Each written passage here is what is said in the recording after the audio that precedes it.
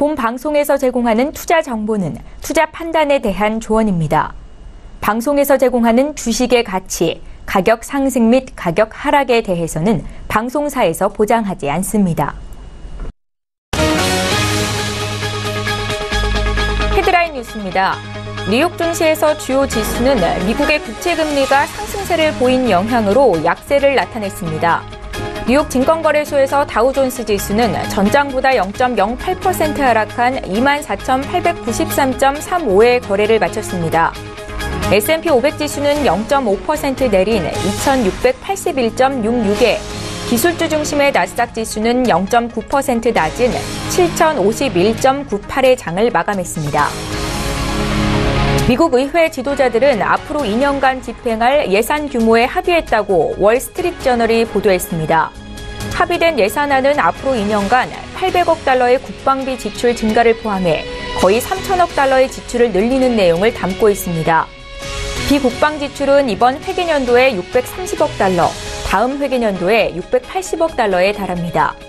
저널은 또 의회에서 연방정부 업무 부분 일시정지를 막기 위해 이번 주말에 만료되는 단기 지출 법안도 통과시켜야 한다고 덧붙였습니다. 이 소식으로 10년 만기 국채 수익률은 지난주 증시 급락을 초래했던 수준인 2.85%에 근접했습니다. 국제유가는 하락세를 계속했습니다. 뉴욕 상업거래소에서 3월 인도분 서부 텍사스산 원유는 전날보다 배럴당 2.5% 떨어진 61달러 79센트에 거래를 마쳤습니다. 지난주 미국의 원유 재고가 190만 배럴 증가했다는 소식이 유가 하락 요인으로 작용했습니다. 최근 뉴욕 증시의 급락으로 시장의 유동성이 커지면서 유가는 4거래일 연속 하락세를 이어갔습니다. 유럽 주요국 증시는 그간 요동을 쳐온 뉴욕 증시가 회복세를 보이는 데 힘입어 급반등 마감했습니다. 영국 런던 증시의 FTSE 100 지수는 전일 대비 1.93% 크게 오른 7,279.42로 폐장했습니다. 7거래일 만에 상승 반전한 것입니다. 독일 프랑크푸르트 증시에서 닥스 30 지수도 1.60% 상승했고 프랑스 파리 증시에서 가크 40 지수는 1.82% 올랐습니다.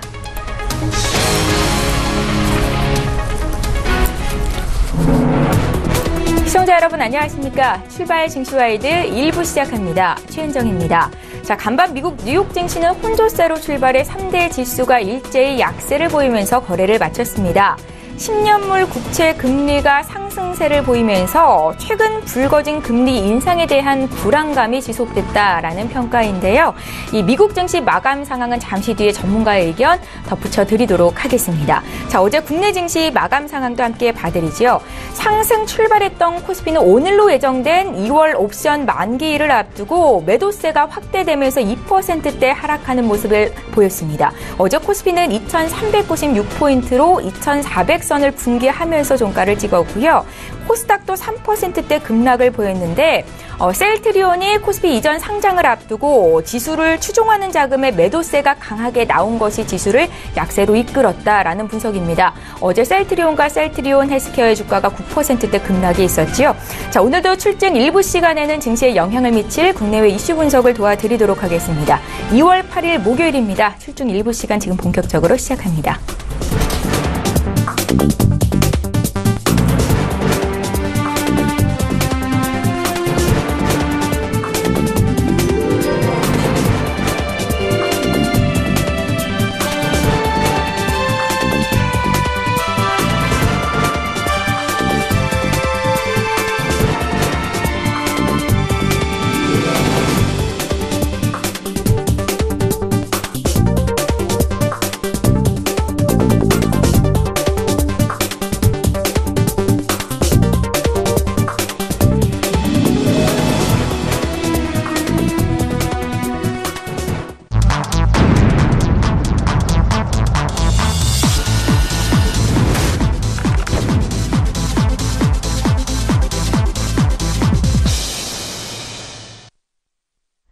예, 시장의 중심이 되는 이슈 꼼꼼히 짚어드리는 시간입니다. 글로벌 시시각각 시간이고요. 오늘 목요일이죠. 헌터스 경제연구소 김진석 소장 모시고 자세한 이야기 듣겠습니다. 선생님 안녕하세요. 안녕하세요.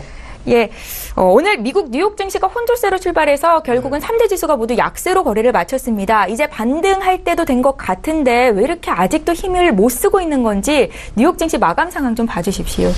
네, 뭐 많은 분들이 이번 주에 글로벌 이슈에 상당히 좀 스트레스를 받고 계시고요. 예. 아신 것처럼 작년 한 해 동안 미국 증시가 너무 급등했기 때문에 이제는 웬만큼 미국 증시가 급등 그런 학습 효과가 있어서 이번 주 월요일 어떻게 보면 블랙 월요일 날 이런 어떤 충격을 일단 글로벌 투자자들이 익숙하지 않기 때문에 일단 참지 못하고 있다 이렇게 말씀을 드려볼 필요가 있는 것 같고요.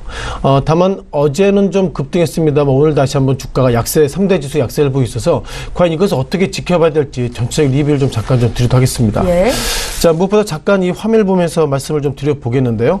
자, 제가 아마 지난주 목요일 날에도 이 페이퍼를 좀 말씀드렸는데, 자, 트럼프 대통령의 연두교서, 그러니까 애뉴얼 페이퍼죠. 저는 2018년도 올해를 이렇게 하겠습니다. 그런 어떤 페이퍼가 나왔는데, 주된 내용은 이것입니다. 뭐 제가 뭐 강조를 좀 드려봤습니다만, 중요한 것은 트럼프 대통령의 어떤 대통령 취임 이후에 약 240만 개 일자리가 늘어났다. 이런 부분들 다시 한번 강조를 했고요. 또한 그 비실업자의 어떤 수가 45년 전보다 가장 최저치의 모습을 보이고 있다. 이런 두 가지 모습을 보이고 있고요. 따라서 일자리가 상당히 늘어나고 있다는 걸 보면 결국 올해 경제는 좋아지고 있다. 이런 부분들을 트럼프 대통령은 상당히 좀 강조했다. 이렇게 좀 말씀을 드릴 것 같습니다. 네. 또다시 이렇게 텍스에 대한 부분을 계속 나오고 있는데요. 좀 보실 것 같습니다. 트럼프 대통령이 어마무시하게 세금을 인하했습니다. 세금 인하하겠다는 것은 뭐냐면 작년과 똑같은 매출과 영업이익이 있다면 그만큼 세금을 덜 걷었다. 그만큼 어떻게 보면 개인들은 상당히 좀 좋다. 이런 부분들 말씀을 드려볼 필요 있는 것 같고요. 자, 무엇보다 이런 단어가 생각이 나오고 있습니다. 자, 무엇보다 어떻게 보면 처음 24,000달러. 그러니까, 처음에 결혼한 어떤 신부들, 신혼부부들 보면 약 24,000달러의 어떤 기본적 텍스프리 해주겠다는 평가를 가지고 있고요. 또한, 전형적인 가족들, 어떤 가족이냐면 통상 4인 가족 기준으로 보면 약 75,000불 가지고 소득을 있으신 분들은 약 2,000불 이상 세금이 줄어들 것이다. 이런 얘기하고 있습니다. 제가 이렇게 트럼프 대통령의 연두 교서를 말씀드린 이유가 뭐냐면, 그동안 미국 대통령이 상당히 경제가 좋아진 걸 넘어서 세금 인하를 통해서 그만큼 기업 경기가 좋아지는 것을 상당히 노력했기 때문에 월가에서 바라볼 때는 결국 작년도 그렇지만은 작년에도 기준금리가 3번 정도 인상했죠. 예. 자, 기준금리가 인상했다는 것은 미국 경기가 좋아졌다 이런 반증입니다. 다만 작년에는 우리가 그것을 긍정적으로 봤는데 올해는 뭐 3번, 많게는 4번 올리겠다 이런 부분에 있어서 예상보다 미국 증시 참여자들이 부정적으로 보고 있다는 걸 보면 결국 그것은 기본적인 논리가 관련돼서 금리가 인상을 하면 주가는 안 좋다 그런 부분들을 다시 한번 시장은 좀 부정적으로 좀 바라보고 있다라고 말씀드려보겠고요. 자, 무엇보다 또 한 팩트가 있습니다. 무엇보다 경제가 호조가 되고 있다는 것을 금리 인상을 보고 있는데 최근 부정적으로 보고 있다는 것이라기보다도 그동안 너무 미국 증시가 즉 딱히 말씀드리기 어려운 가운데도 올랐기 때문에 이쯤에서는 팔자 그런 부분들이 일단 월가에서 참여자들이 딱히 설명을 드리기 저도 적합하진 않지만 기준금 그동안 금리가 올랐기 때문에 그리고 증시가 올랐기 때문에 이제는 좀 떨어질 때가 됐지 않나 이런 어떤 판단이 먼저 처음에 말씀드려봐야 되겠고요. 예. 자, 이 차트를 좀 보실 것 같습니다. 통상 트레저리 어떻게 보면 우리가 10년 만기 미국 국채물이죠. 지난주부터 계속 10년물 계속 얘기하고 있습니다. 왜 이런 얘기하는지 좀 이해가 안 되는데 눈에 띄는 것들은 지난주와 이번 주 예상보다 주가 하락하다 보니까 월가에서 하락의 핑계를 찾고 있습니다. 제가 볼 때는 딱히 찾을 건 없지만 그러다 보니까 미국 10년물 채권 금리가 올랐기 때문에 이것 때문에 미국 증시가 하락하고 있다 이런 얘기를 좀 하고 있는데요. 자, 오른 것은 맞습니다. 지난 2018년도 1월달 같은 경우에는 2.4% 그리고 어떻게 보면 최고 매출가 지난주에 주가 급락했을 때 2.8% 정도 미국 국채 금리가 예상보다 급등했기 때문에 이것을 보면서 이것 때문에 미국 증시가 하락했습니다. 이렇게 얘기를 좀 하고 있는데요. 딱히 설명은 좀 되지 않는 부분이 있는 건 맞는 것 같습니다. 아신 것처럼 2017년도 같은 경우에도 2.6% 그리고 9월 달에는 2.2%까지 좀 하락했는데요. 자, 지수로 좀 보셔야 할 것 같습니다. 자, 지수는 의미가 없습니다. 앞서서 TV를 말씀드릴 때 보면 강조드렸던 것처럼 어떻게 보면 3월달은 어떻게 보면 이제 채권금리가 상승을 하고 9월달은 하락했고 최근 들어서는 상승했기 때문에 이것 때문에 주가가 하락합니다. 이렇게 말씀드리는데 다시 한번 강조드리면 차트상으로 모습에는 저는 유의성이 없기 때문에 즉 미국의 어떤 10년물의 금리가 급등 때문에 미국 증시가 하락했다 이런 부분들은 일단 유의성이 없다 이렇게 좀 보시는 것이 좀 더 적절한 판단인 것 같습니다. 자, 그럼 또 한 팩트를 좀 보셔야 될 것 같은데요. 자, 제니 앨런 의장이 작년에 기준금리 3번 올렸습니다. 예. 아신 것처럼 트럼프 대통령이 작년 한 해 동안 제닛 앨런 의장을 미워했던 이유, 미워했다는 것보다 정책적으로 좀 틀렸다는 부분은 뭐냐면 트럼프 대통령은 이런 얘기했습니다. 작년에 기준금리 올리면 안 된다. 올리면 금리가 하락하기 때문에 올리면 안 된다. 이렇게 얘기했는데 제닛 앨런 의장은 어떻게 보면 중앙은행의 독립적인 입장으로서 작년에 기준금리 3번 올렸고요. 작년에 금리가 3번 올렸음에도 불구하고 역사적인 신고가를 갔기 때문에 여기서 우리가 판단해야 될 것이 결국 지난 며칠 동안 주가 급락할 때 제롬 파월 어떻게 보면 새로운 연준 의장이 들어왔습니다. 그러다 보니까 월가에서 바라볼 때는 결국 그 트럼프 대통령이 그 새로운 의장을 뽑았을 때 기본 팩트가 결국 내 말을 잘 듣는 즉 충성도 높은 인물을 뽑았다면 그리고 제롬 파월 이제 신임 의장이 어떻게 금융 전문가나 정책적 경제학자라기보다 어떻게 보면 그 로열 즉 변호사 출신이기 때문에 예상보다 증시나 이런 경제 시스템 모르는 사람이 연준 의장을 했기 때문에 이것이 맞나 그런 어떤 예상보다 미국 정책에 있어 우려감 그런 부분들 때문에 주가가 하락했다 이런 부분들이 즉 정책 신뢰에 대해서 못 믿겠다 이런 부분들 일단 시장에서는 매도로서 대응하고 있다라고 보시는 것 적절할 것 같습니다. 또한 판단 가운데서 어저께 얘기죠. 물론 오늘은 뭐 주가가 좀 밀렸습니다만 어저께 무너진 미 재무장관이 최근의 주가 하락은 너무 과도합니다. 이런 평가를 좀 했고요. 미국 경제는 좋아지고 있습니다. 이런 얘기했고 마지막으로 이틀 전에 주가 하락했다는 것은 기계적으로 프로그램 시스템 때문에 매도됐기 때문에 주가 하락했습니다. 이런 얘기를 하고 있는데요. 앞서 말씀드렸던 이런 세 가지 얘기는 대학생들도 할 수 있는 얘기입니다. 따라서 무너진 미 재무장관이 얘기했음에도 불구하고 오히려 주가가 어저께 상승했다는 거 보면 이제 미국 재무장관의 입장을 즉 정부의 당국자의 입김을 미국 참여자가 어제는 신뢰했지만 하루 지나고 보니 기본적으로 정부 당국자 입장도 믿지 못하겠다. 전체적으로 트럼프 어떤 정부에 신뢰하지 못하는 그런 부분들이 일단 주가에 반영됐다. 이렇게 보시는 것이 좀 더 적절한 판단이 같습니다. 또한 최근 들어서 어떻게 우리 비트코인이라고 그러죠. 뭐 가상화폐, 암호화폐 이런 표현을 쓰고 있는데 며칠 전에 보니까 한국에 그 거래소가 많이 있죠. 그 가운데서 어떻게 보면 그 비트코인당 뭐 800만 원대, 700만 원대, 900만 원대 이렇게 상당히 좀 단기간에 좀 변동성이 커지고 있고요. 아무래도 이 차트를 좀 보시면서 다시 한번 시장을 좀 리뷰를 좀 해야 될 것 같습니다. 통상 그 시카고 보드 오브 익스체인지죠. 시카고 옵션 거래소에서 이제 거래되는 물입니다. 이게 실은 작년 11월 달 같은 경우에는요. 2월 14일이 뭐 이제 얼마 안 남았죠. 2월말 같은 경우에도 17,000달러, 18,000달러 우리가 봤는데 어느덧 8,000달러 선이기 때문에 지난 시기에는 우리가 한국과 미국이 소위 김치 프리미엄 즉 미국보다 한국이 비트코인의 시세가 비싸다 이런 얘기했는데 이제는 어느덧 작년보다 약 반토막이 났기 때문에 이런 부분들 즉 이제는 비트코인 관련돼서 미국 당국자가 부정적으로 보는 것은 아닌가 그런 관점 속에서 시카고 보드 오브 익스체인지 속에서 거래되고 있는 비트코인의 시세가 8,080달러세를 지나고 있다고 말씀드려보겠고요. 또 하나 그 시카고 머천다이 익스체인지입니다. 여기서 이걸 보실 것 같습니다. 비슷하죠. 뭐 가격 차이는 좀 있겠지만 8,000달러수로 움직인다고 봤을 때 결국 그 미국 당국자들 그 가운데서 그 통상 그 증권거래위원회 SEC라고 그러죠. 또한 CFTC 상품 선물거래위원회에서 이번에 그 암호화폐 관련돼서 어떤 코멘트를 할까 좀 들어봤는데 예상보다 그렇게 부정적이게 얘기는 하지 않고 있습니다.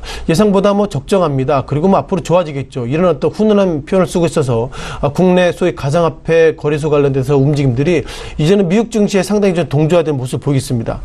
따라서 지난주와 이번 주 뭐 블랙 먼데이라는 표현 쓸 정도로 지난주와 이번 주에 주가 하락했다는 걸 봤을 때 제가 볼 때 딱히 하락한 이유는 없습니다만 이제 시장의 참여자가 주가가 좀 밀리기 때문에 하락 핑계를 좀 찾고 있고요. 그러다 보니까 되지도 않은 그 TV를 그런 표현이 좀 적절할지 몰라도 TV를 뭐 국채금리가 올라서 어떻게 보면 미국 증시 하락하고 있습니다. 이런 얘기하고 있다는 걸 보면 이제는 미국 증시의 트렌드가 어느 누구가 원하는 대로 방향성대로 가지 못한다는 것이기 때문에 제가 볼 때 오늘의 주가 하락은 무엇보다 앞으로 미국 정부에 대한 신뢰가 안 된다는 것 그런 부분들이 좀 반영됐다고 보겠고요. 자 마지막으로 그럼에도 불구하고 여러 가지 실적은 좋게 나오고 있습니다만 앞서서 2회에서 말씀드릴 셧다운 이런 부분들 보면 이제 미국의 어떻게 보면 공화당, 민주당 서로 간에 서로 의견을 합치돼 가지고 상원에서 이제 타결됐다 그런 부분들이 그나마 하락을 좀 저지했다라고 보시는 것이 적절할 판단이 같습니다. 그럼 미국 뉴욕 증시가 지금 수준에서 더 많이 떨어질 가능성은 좀 적은 겁니까? 제가 보는 관점에서는 미국 증시는 지금부터 하락할 여지가 많다고 말씀드려보겠고요. 아시는 것처럼 그 앞서 표현을 좀 드렸던 것처럼 미국 그 10년물 계속 이런 얘기하고 있다는 걸 보면 그만큼 미국에는 전략가나 애널리스트들이 그동안 작년 한 해 동안 상승했을 때 상승한 이유를 대지 못했습니다. 다만 상승했던 이유가 트럼프 대통령의 정책에 대한 코멘트 때문에 상승했기 때문에 그 외에는 딱히 손에 잡히는 것이 없고요. 자 그러다 보니까 최근 들어서 미국의 기술주가 오늘 좀 약세 모습 보이고 있었습니다. 무엇보다 애플의 주가도 약세를 보이고 있었고요. 아시는 것처럼 유로 유로존 관련돼서는 유럽 이외 국가, 즉 미국의 애플 비롯해서 기술적 관련돼서 이제는 세금을 부과하겠다. 그런 소식에 통해서 투심이 악화의 모습을 보이겠는데요. 따라서 작년에 동안 너무 올랐다는 것, 그리고 우리가 너무 학습 효과가 있기 때문에 작년에 동안 미국 증시에 투자하면 그만큼 이익을 봤다. 그런 학습 효과가 예상보다 좀 솔리드 레이트처럼 단단해졌기 때문에 이제는 주가 하락이 있을 때 조금이라도 하락하더라도 시장 참여자가 참지 못하다는 것, 그런 걸 보면 아직까지도 주가 하락의 여지는 있다라고 말씀드리겠습니다. 예, 조정에 대비할 필요가 있겠다라는 생각이 들고요. 저희 두 번째 이슈 좀 보겠습니다. 미 연방정부의 셧다운 우려가 잦아들었다라는 기사가 될 것 같은데요. 미 연방정부가 지난 1월에 이어서 또다시 셧다운 위기에 처하자 전일에 하원이 임시 예산안을 통과시켰습니다. 자, 이런 가운데 이에 공화당과 민주당 상원 지도부가 간밤 초당적인 장기 예산안 처리에 극적으로 합의했다라는 소식이 전해졌는데요. 지금 현재 상황 어떤지 자세히 좀 봐주십시오. 네, 일단 오늘 새벽에 좀 이슈가 나왔기 때문에요. 예. 저도 이제 페이퍼를 좀 잠깐 좀 봤는데요. 예. 자, 페이퍼의 주된 내용을 정리하면 이렇게 좀 보시면 좋을 것 같습니다. 자, 무엇보다도 앞으로 2년간 국방 그리고 비국방 예산을 상향을 동시에 증액하겠다고 얘기를 좀 하고 있는데요. 예. 자, 트럼프 대통령이 작년과 올해 북한 관련된 상당히 그 컨트리 리스크를 좀 얘기를 하고 있고, 그리고 북한의 미사일이 하와이를 비롯해서 미국 본토를 공격할 수 있다, 이런 부분들을 계속 프로모션했기 때문에 아무래도 미국의 어떤 상원과 하원의 국회의원들은 일단 국방비를 늘리는 것을 일단 동의하고 있는 것은 예. 기본적인 틀이 아닌가 싶겠고요. 또한 팩트 가운데서 우리가 가장 보셔야 될 것이 이런 얘기 같습니다. 셧다운이라는 표현은 어떻게 보면 문을 내린다는 표현을 쓰고 있고요. 이제 셧다운의 이슈가 나오고 있다는 걸 보면 결국 미국이 2018년도, 즉 올해 예산 관련돼서 공화당과 민주당 간에 서로 간에 의견이 좀 충돌이 있어서 트럼프 대통령이 이런 예산을 가지고 얘기를 하면 미국 하원이나 상원, 즉 민주당에서 우리는 반대한다, 계속 이런 부분들이 딜레이되고 있다, 이렇게 좀 말씀드려보겠고요. 다만 정치적으로 아이러니컬한 부분이 있습니다. 자, 트럼프 대통령이 공화당입니다. 지금 2018년도 보면 우리가 공화당의 여대 야소라고 그러죠. 미국 같은 경우에는 공화당이 그 국회의원 수가 많이 있고요. 민주당 수가 적었음에도 불구하고 작년과 올해 트럼프 대통령이 어떻게 보면 트럼프 케어, 그리고 이번에 어떻게 보면 법인세이나 그런 부분들을 그 여야 관련 없이 서로 간에 공통된 부분이겠지만 트럼프 대통령이 하나의 정책이 나올 때마다 예상보다 공화당이 어떻게 보면 국회의원이 더 많음에도 불구하고 계속 반대를 걸었다는 걸 보면 민주당도 그렇지만 공화당 내에서도 트럼프 대통령의 정책을 나는 신뢰하지 않겠다, 그런 부분들이 예상보다 시장에서는 좀 뜨거운 감자라고 좀 말씀드려보겠습니다. 다만 이번에 초당적, 극적 합의라고 좀 표현을 드리고 있는데요. 제가 민주당이라고 그래도 이번에는 합의해야 될 것 같습니다. 왜냐하면 미국 증시가 급락했고요. 그러다 보니까 트럼프 대통령이 지금의 미국 증시가 급락하는 것이 경제 시스템 문제가 아니라 민주당이 정책을 하나 할 때마다 계속 그것을 소위 태클 건다, 그런 관점이기 때문에 제가 민주당 의원이라 하더라도 이렇게 최근 들어서 주가가 급락하는 이런 시기에는 어쨌든 합의하는 것이 맞다, 이런 어떤 정책적인 판단이 있다고 말씀드려보겠습니다. 겠고요. 무엇보다 지난 며칠 전이죠. 하원에서 이번에 어떻게 보면 셧다운 위기 관련돼서, 즉 예산안 관련돼서 하원은 통과됐습니다. 그 당시에도 공화당과 민주당과 좀 차이가 있겠지만 하원에 통과할 때 찬성 245표 그리고 반대가 182표이기 때문에 하원을 이 정도 통과됐다는 걸 보면 상원에서는 일단 통과할 여지가 많다, 그런 부분들 우리가 시그널로 좀 확인할 수 있다고 말씀드려보겠고요. 중요한 것은 지난 1월 20일 날, 그 당시에도 우리가 한국 시간을 보면 금토일이기 때문에 예상보다 미국 증시에 큰 영향이 없다, 이렇게 좀 보겠고요. 네. 따라서 이번에 셧다운 관련돼서 일단 증시에는 아무 영향이 없었다, 이런 부분을 보면 이번 며칠 전에 미국 증시의 주가 하락이 이번에 1월 20일 날 있었던 셧다운과 이번에는 전혀 유의성이 없었다. 다만 그것을 트럼프 대통령은 정치적으로 이용했다라고 말씀을 드려보겠습니다. 자, 그럼 이번에 셧다운 관련돼서 그리고 예산 관련돼서 노이즈가 있었던 거 뭐냐면요. 통상 과거죠. 과거에 미국의 영주권을 가지고 계신 우리 친척이나 누구 계시면은 한국에는 친척도 불렀습니다. 불러가지고 미국 가셔가지고 거기서 있다가 이제 영주권을 받고 그러시는데, 트럼프 대통령이 바라보는 기본 시각은 반이민 정책이죠. 어떻게 보면 과거에 폭탄 테러 등 이런저런 이슈가 있을 때마다 소위 미국인, 즉 아메리카 포스트 이후에 황색 인종을 비롯해서 또한 아프리칸 아메리카 등 이런 어떤 미국 이외의 어떤 인종들의 상당히 부정적인 평가를 가지고 있기 때문에 따라서 나는 난 이민법을 반대한다, 그런 색깔을 좀 가지고 있고요. 자, 민주당은 그러다 보니까 그렇게 하려면 우린 이번에 예산을 통과하지 않겠다, 이런 얘기했는데 정리해보면 결국 트럼프 대통령의 이번에 주가 하락이 오히려 트럼프 대통령의 이민법을 통과할 수 있는 기본 계기로 좀 넘어섰다고 좀 보겠습니다. 다만 이번에 가장 이슈가 됐던 것이 트럼프 대통령이 멕시코에 대한 얘기를 좀 많이 하고 있었습니다. 예. 왜냐하면 멕시코 이민자들이 미국으로 많이 넘어왔기 때문에 미국의 일자리가 없어지고 있다는 평가를 가지고 있고요. 국내에서도 이런 표현이 적절할지 모르겠지만 일용직 노동하시는 분들 입장에서 컴플레인이 뭐냐면, 그 한국 이외에 소위 그 조선족이나 이런 분들이 있어서 예상보다 일감, 그리고 일자리에 대해서 비용을 너무 낮추기 때문에 우리가 힘들다. 그런 부분과 트럼프 대통령이 바라보는 어떤 결이 좀 비슷하다는 생각이 들고 있고요.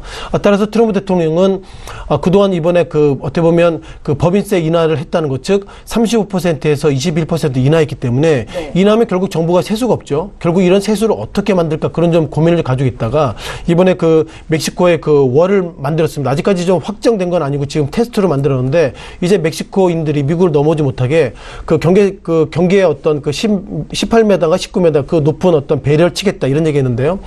중요한 것은 그게 예상보다 돈이 많이 듭니다. 따라서 이번에 멕시코 장벽 건설 관련돼서 250억 불을 좀 배정해달라 이런 부분들 노이즈가 있기 때문에 전체적으로 이번에 트럼프 대통령 셧다운 얘기는 지금부터는 시장에 큰 이슈로 좀 다가오지 않겠다 이렇게 좀 말씀드려보겠습니다. 자, 그럼 우리가 이런 얘기를 하게 된 기본적인 팩트가 결국 한국 증시에는 어떤 영향이 미칠까? 그것이 가장 포인트가. 그 질문을 드리려고 그랬는데요. 그렇죠. 미국 증시가 추가 조정 가능성을 얘기하셨잖아요. 그럼 우리는 어떻게 대응하면 좋겠습니까? 일단 국내 증시에 대해서는 몇 가지 좀 의문을 좀 드릴 것 같습니다. 아시는 것처럼 최근 들어서 외국계들이 국내 증시에 상당히 매도를 좀 많이 하고 있고요. 보니까 2조 3천억 정도 매도하고 있는데 지난 1월 30일부터 어저께까지 외국계가 2조 3천억 정도 매도하고 있는 가운데서 삼성전자를 1조 8천억 정도 매도하고 있습니다. 네. 자, 그럼 우리가 그동안 증시 관련돼서 상당히 시장의 모습을 좀 봐야 되겠는데요. 과연 삼성전자를 왜 이렇게 외국계가 매도할까? 그런 부분들이 가장 큰 고민으로 좀 나오고 있는 것 같습니다. 자, 무엇보다 외국계가 기본적으로 삼성전자를 매도한 이유를 몇 가지 좀 추론을 좀 해볼 필요가 있는 것 같은데요. 자, 먼저 이걸 좀 보셔야 할 것 같습니다. 자, 몇 가지 좀 의미 가운데서 애플의 주가를 좀 먼저 보실 것 같은데요. 애플의 주가가 최근 들어서는 약세의 모습 보이기 있는 것 같습니다. 지금 이 위에 있는 부분들은 T빌, 즉, 미국의 10년물 채권에 대한 부분인데 이 부분 좀 표현드리기 어렵겠지만 중요한 것은 최근 들어서 애플의 주가가 상당히 그러니까 $180부터 159달러까지 단기간에 급락한 모습이 있다 이렇게 좀 말씀드려보겠고요. 자, 국내 증시, 국내 차트입니다. 자, 그러면 어떻게 될까요? 아시는 것처럼 지난 1월 30일부터 보셔야 할 것 같습니다. 1월 30일부터 보셔야 할 것 같은데요. 자, 1월 30일이 어떤 날이죠? 결국 삼성전자가 액면 분할을 하겠다. 즉 그 전날입니다. 그 전날에도 외국계가 매도했습니다만 결국 그 이후에 삼성전자가 50대 1 그러니까 액면이 5,000원이 500원으로 되는 날인데요. 아무래도 4월 말 5월 초 정도 될 것 같은데 그러니까 이 시각 현재 250만 원 기준일 때 액면가가 5,000원일 때 250만 원이면 이것을 500원으로 하면 약 5만 원대 되는데 현재 주가를 보면 4만 6, 7천 원 되겠죠. 따라서 어떻게 보면 삼성전자가 이렇게 주유 친화 정책했음에도 불구하고 주가 하락했다는 거 보면 전체적으로 이것은 결국 그 이슈에도 불구하고 삼성전자에 대해서 주가가 외국계가 계속 매도했다는 거 보면 전체적으로 이번에 액면 분할 이슈가 삼성전자 주가에 영향을 미쳤다기보다 그동안 삼성전자의 주가가 미국 증시처럼 상당히 주가가 많이 올랐다. 그리고 작년에는 좋았지만 2018년도 올해 안에 삼성전자의 주가가 지금보다 하락할 여지가 있다. 그런 관점 속에서 외국계는 선제적인 대응했다고 말씀드려보겠고요. 자, 중요한 것은 국내 증시 1위가 삼성전자입니다. 삼성전자를 외국계가 매도했다. 그것은 결국 국내 증시가 상승보다 하락할 여지가 많다고 말씀드려보겠고요. 다시 한번 정리하면 1월 30일부터 어저께까지 약 2조 4천억대 매도했는데 그 가운데서 약 1조 8천억을 외국계가 삼성전자에 매도했다는 것을 보면 삼성전자의 주가 하락 압력에 지금보다 더 커질 수 있다는 말씀을 드리겠습니다. 예. 자, 오늘 글로벌 시시각각을 통해서 향후의 증시가 어떻게 움직일지 투자 조언까지 들어봤습니다. 헌터스 경제연구소의 김진석 소장과 함께했습니다. 말씀 잘 들었습니다. 고맙습니다.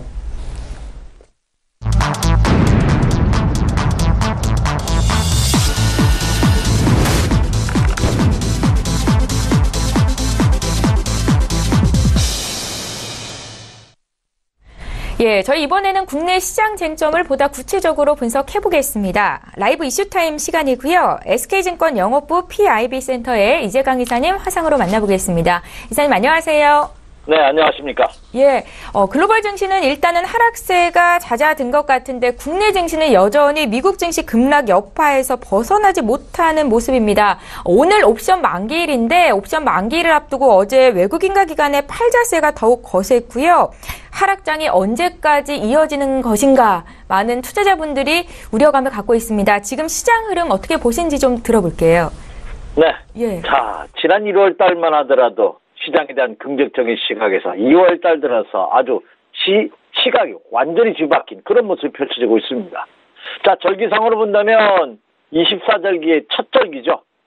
지난주에 입춘이 지났습니다. 입춘이라는 얘기는 이제 봄의 시작을 알리는 그런 절기 시작이죠. 이제 추위가 거의 수그러들고 따뜻한 봄 햇살이 비치기 시작한다는 것이 입춘인데요. 근데 입춘이 지났음에도 불구하고 추위는 여전히 북풍 한파의 맹위가 이어지고 있고, 주식시장도 2월달 들어서 또 다른 이 찬바람이 시장을 전반적으로 지배하는 그런 모습을 보여주고 있습니다. 글로벌 증시가 미국 금리 인상 소식 속에서 크게 출렁거리는 그런 모습을 보이고 있고요. 국내 증시도 기관과 외국인이 집중적인 매도로 인해서 코스피 시장이 2,400포인트를 그냥 붕괴시키는 일주일 만에 150포인트 이상 급락한 그런 모습이 펼쳐짐에 따라 올해의 상승폭을 단 일주일 만에 모두 반납하는 그런 모습을 보였습니다. 전일장에서는 미국 시장이 상승했음에도 불구하고 국내 시장이 크게 조정받는 그런 모습을 보이면서 추가 하락의 공포가 더욱더 휘몰아치고 있는 것이 아닌가 생각이 됩니다. 자, 전일장은 기관과 외국인이 모두 손잡고 1조 원 이상의 매도 물량을 내놓으면서 양대 시장이 크게 하락하는 그런 모습을 보였죠. 그래서 코스피 시장은 4년 4개월 만에 4개월 만에 2,400선이 붕괴되는 그런 모습을 보였고요. 국내 기관 투자가들은 코스피 시장에서만 무려 7,395억 원어치나 팔아치우는 투매에 가까운 그런 물량을 내놓는 그런 모습을 보였습니다. 4년 4개월 만에 최대치의 모습을 보였죠. 국내 기관과 외국인 투자가들이 이렇게 집중적으로 매도하는 이유를 많은 전문가들이 분석을 하고 있는데요. 일부 ETF 물량 출회가 전 세계 글로벌 시장에 폭락으로 이끌 것이 아니냐 하는 우려감이 대두되고 있습니다. 지금 ETF는 상금지수 펀드죠. 그러니까 어떤 개별 종목을 투자한다기보다는 지수 자체를 투자하는 투자자들로부터 하여금 어떤 새로운 투자 대안으로서, 그러니까 투자 리스크는 줄이면서도 수익률을 크게 올릴 수 있는 그런 투자 대안으로서 각광을 받고 있는데요. 이 ETF가 글로벌 시장에서 무려 5조 달러, 우리나라 돈으로 5,480억 정도가 된다고 합니다. 죄송합니다. 5,480조 정도가 된다고 합니다. 그러니까 거의 5,500조 원에 육박하는 그런 자금, 엄청난 자금이죠. 이 ETF 시장이 이렇게 크게 단기간에 확장됨에 따라 이 ETF의 매도 물량이 최근 글로벌 시장을 맹타하면서 급락으로 이끄는 것이 아닌가 하는 우려감이 대두되고 있습니다. 전일장에서도 시가총액 상위 종목군들이 개별 종목보다도 더 급등락을 거듭하는, 국내 시장 전일장에서도 오후장 들어서 크게 하락하는 모습을 보인 것이 이 ETF 물량의 시스템 매매 물량이 아닌가 하는 우려감이 대두되고 있는 그런 모습이 펼쳐지고 있습니다. 따라서 이러한 사항들은 좀 더 지켜봐야 되겠습니다만, 이런 우려감이 대두되면서 기관과 외국인이 집중적인 매도가 국내 시장을 결국 4개월 만에 다시 저점이 2,400포인트가 붕괴되는 그런 모습으로 이어지고 있다, 이렇게 말씀을 드립니다. 예. 자, 이런 가운데 오늘 증시 하락이 염려되는 부분들이 몇 가지 있어서 질문을 좀 드리겠습니다. 평창 동계 올림픽 개막을 하루 앞두고 있습니다. 자, 오늘 북한이 조선인민군 창건일인 건군절 70주년 기념 역대급 열병식을 개최한다라고 하는데요. 최근 증시가 조정을 받고 있는 상황에서 북한 리스크가 더 불거지는 건 아닌지 염려가 됩니다. 자, 오늘 시장의 영향이 좀 클까요, 이사님? 네. 내일 평창 올림픽 개막식입니다. 오늘 하루 전 D-Day D-1일인데요. 오늘 큰 두 가지 이슈가 있죠. 하나는 오늘 과연 북한에서 이거 열병식을 하느냐 하는 문제입니다. 이 열병식은 우리나라도 건국기념이라든지 창군기념이라든지 여러 가지 기념일 행사를 당연히 하죠. 북한도 마찬가지입니다. 그런데 문제는 북한이 원래는 2월 8일 날 건국기념일 행사를 하다가 지난 김정일 김정일 정권이 들어선 1978년부터는 4월 25일을 건국기념으로 이렇게 건국절 행사를 해왔습니다. 그런데 이 김정은 정권이 들어서면서 2월 8일을 부각시키다가 올해부터 2월 8일을 건국적으로 공식화하는 그런 모습을 보였습니다. 그런데 이것이 참 우연의 일치랄까요? 평창올림픽 개막일을 하루 앞둔 시점에서 이 건국절을 올해부터 급 전환시킨 것은 뭔가 내막 있지 않느냐 하는 우려감. 그러니까 평창올림픽 D-Day 1일을 남겨놓고 있는 시점에서 이 논란이 검되는 그런 모습을 보여주고 있지 않나 생각이 듭니다. 따라서 오늘 북한이 열병식을 할 텐데요.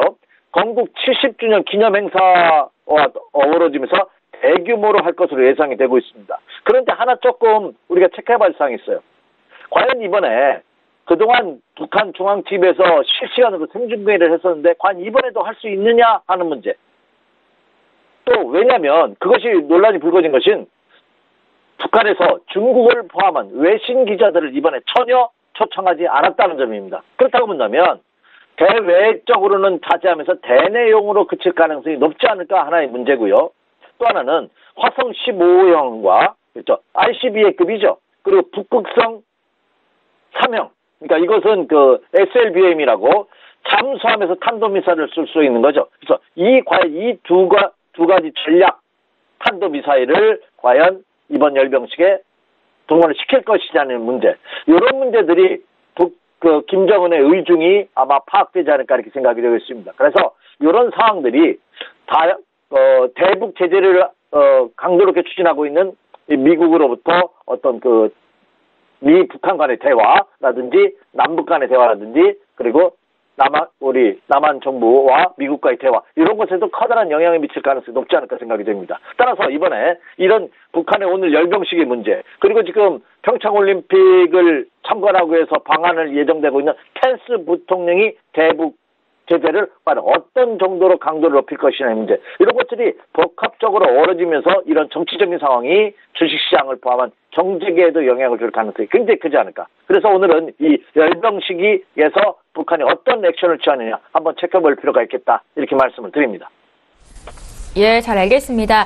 시장이 전체적으로 조정을 받고 있는 가운데 그간 원화가 강세를 보였었죠. 이 원화 강세 실적까지 뒷받침되면서 수혜를 입고 있는 업종이 있습니다. 바로 항공주고 특히나 저가 항공사들의 주가가 최근 들어서 흐름이 굉장히 좋은데요.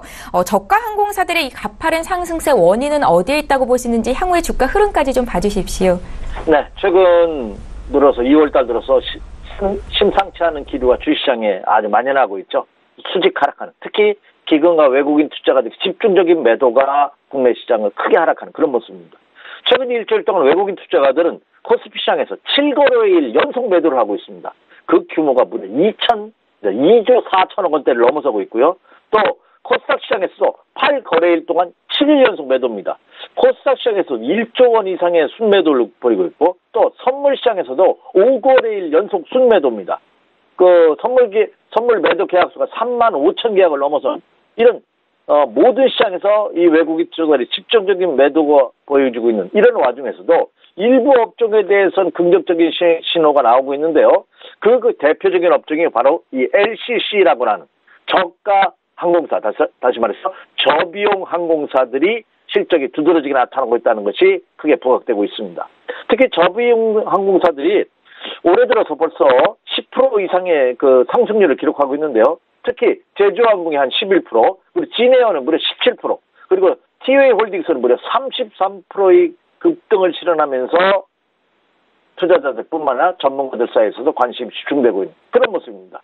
이들 저가 항공사들이 이렇게 고급 실적을 벌이고 주가가 상승하는 가장 큰 이유는 업황이 크게 개선되고 있다는 점이죠. 그래서 최대 실적이 예상되고 있는 그런 리포트들이 계속 나오고 있습니다. 컨센서스에서도 긍정적인 신호가 계속해서 나오고 있고요. 최근 들어서 유가가 급등하면서 이 항공사들에 대한 그 비중, 원가 비중이 높아지지 않을까 하는 우려감이 되돌리고 있습니다만 최근 원화 강세가 이 유가 상승분을 모두 상쇄하는 그런 모습을 보여주고 있고 최근 해외 여행이 급증하고 있죠.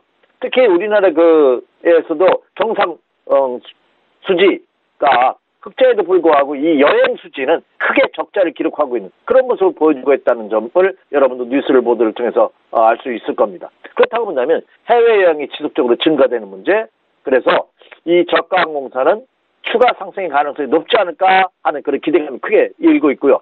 그리고 이렇게 상승했다 하더라도 이 LCC, 저비용 항공사들이 주가가 여전히 저평가되어 있는 것이다. 이런 의견들이 또 나오고 있습니다. 그러나 최근 이 우리나라의 문재인 정부 들어서 다시 한번 안전 불감증에 대한 이슈가 사회적으로 크게 부각되고 있는 그런 모습이고요. 여러분도 뉴스보도를 통해서 뭐 화재 사고다 여러 가지 또 대외적으로 지진 피해다 이런 것들이 계속해서 나오고 있는 그런 모습입니다. 그런데 이 저가 항공사에서도 실적에 너무 집착한 나머지 안전 불감증이 만연한 것이 아니냐 하는 우려감도 대두되고 있다는 점도 여러분 명심하시기 바랍니다.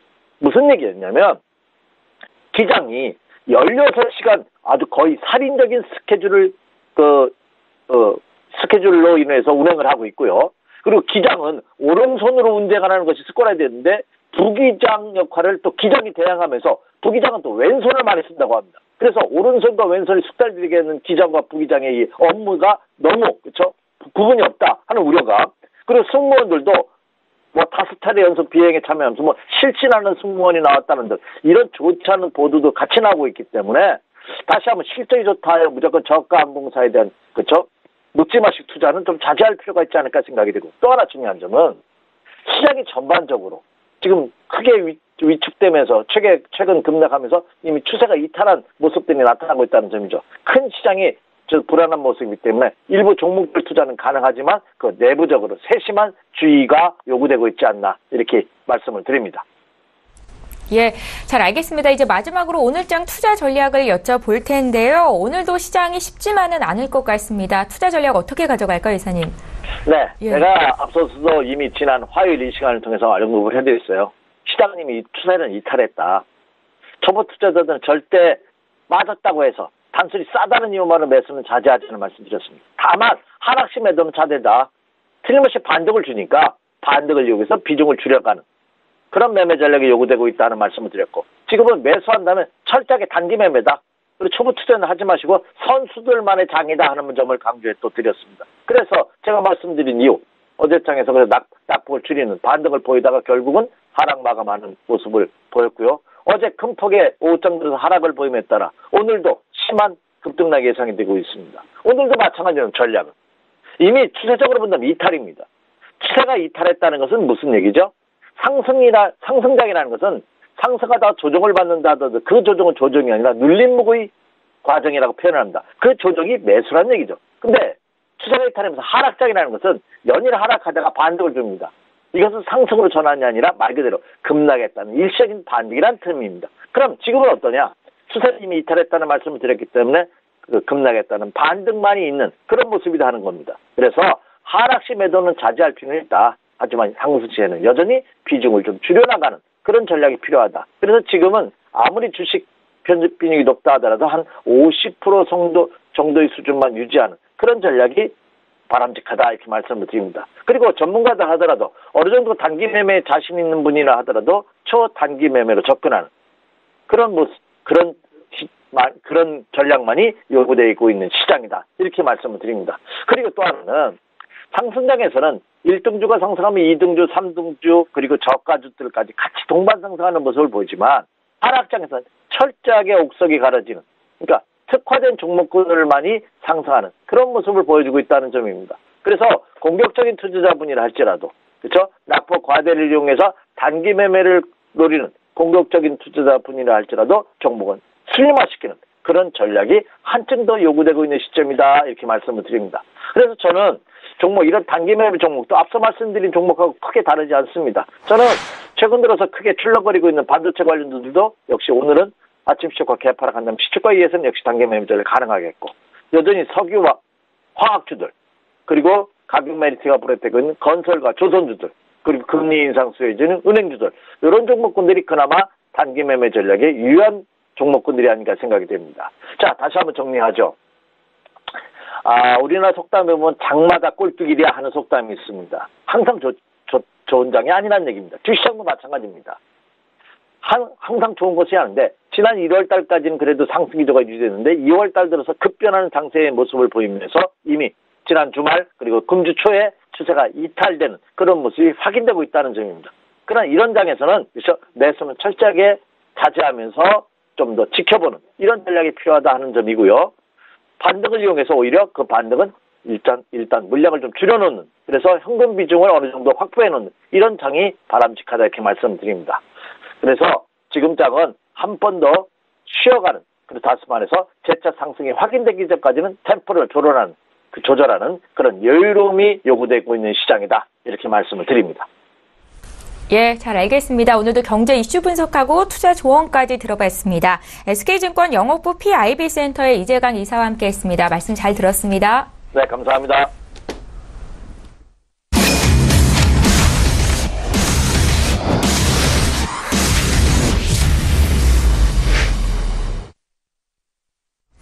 예, 이번에는 국내외 선물 시장 흐름 분석을 해보겠습니다. 선재 트레이더의 선물 하이킥 시간이고요. 오늘도 선재 트레이더 화상으로 연결해보겠습니다.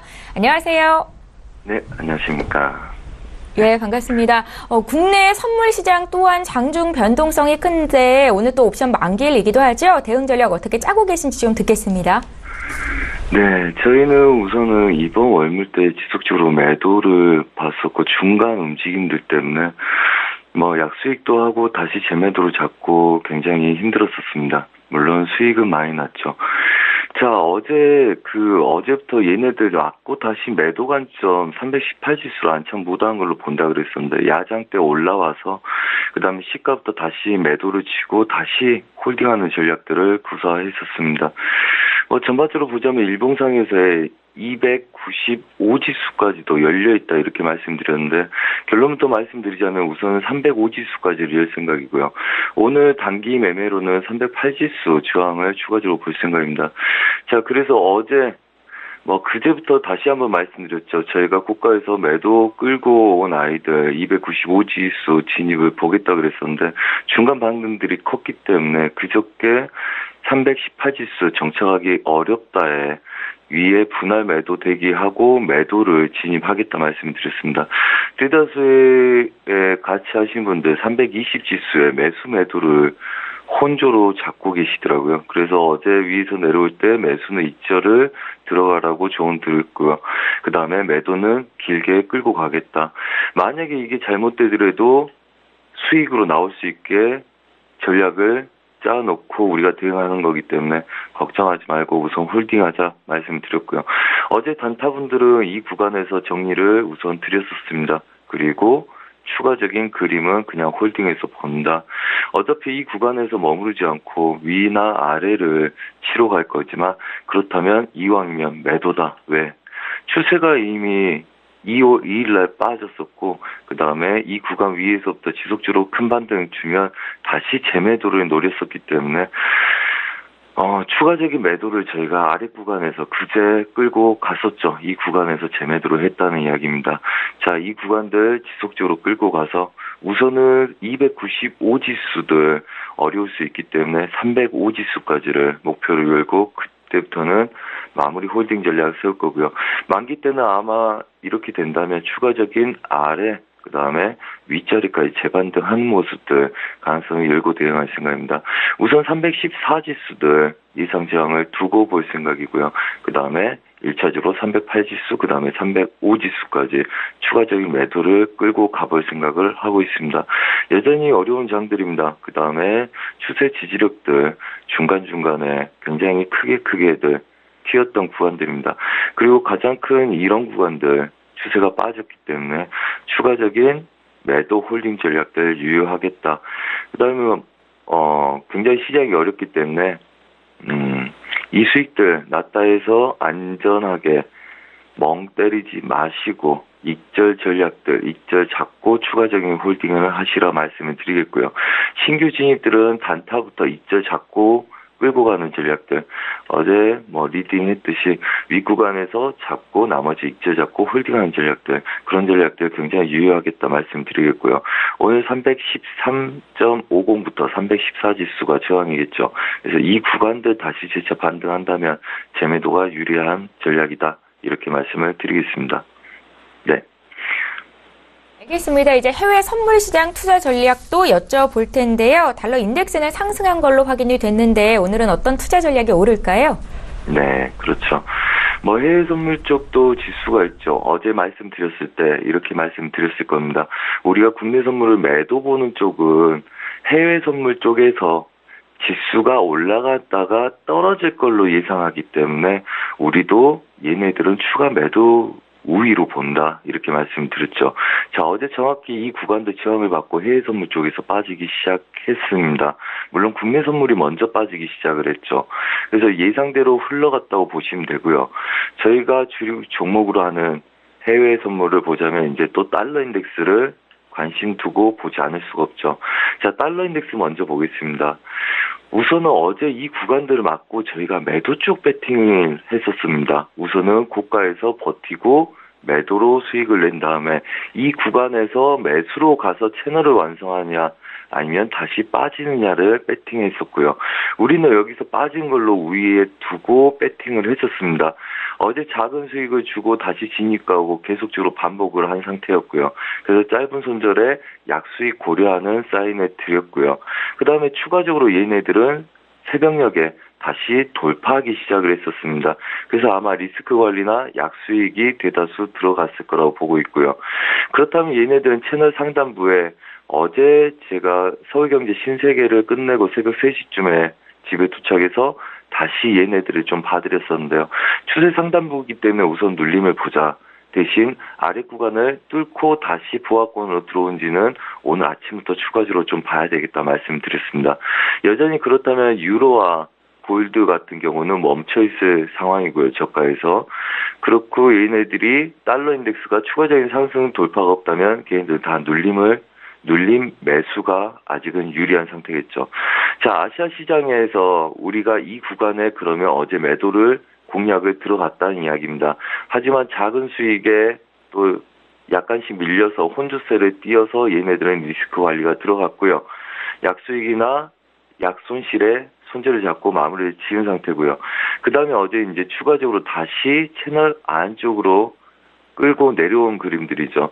자, 그렇다면 얘네들은 달러 인덱스가 멈춰있기 때문에 아시아 유럽장은 보합 구간 뛸 거라고 예상을 하시면 되겠고요.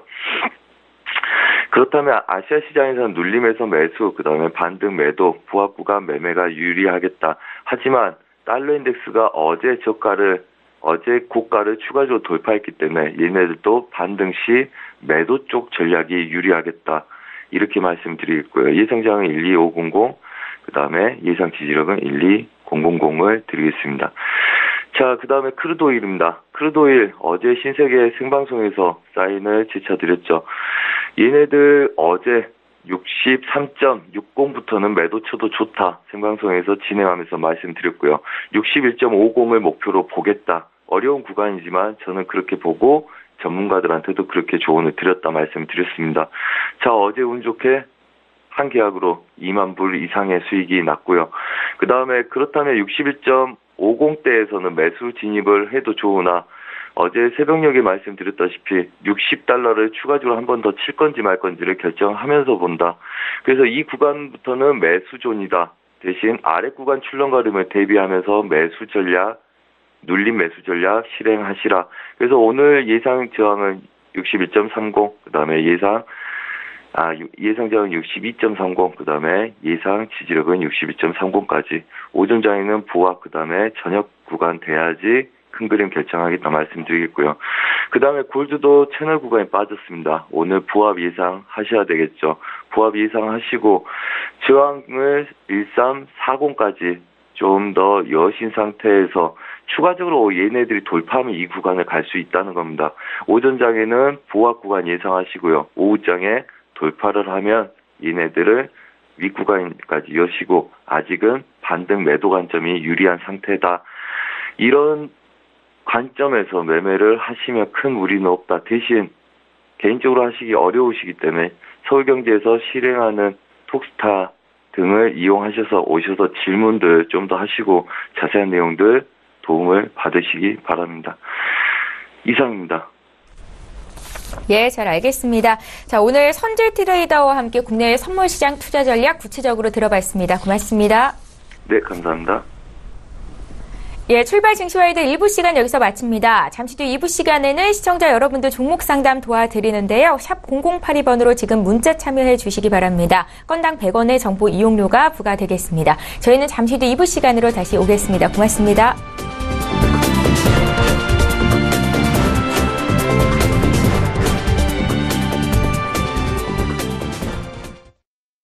본 방송 방송에서 제공하는 투자 정보는 투자 판단에 대한 조언입니다. 방송에서 제공하는 주식의 가치, 가격 상승 및 가격 하락에 대해서는 방송사에서 보장하지 않습니다.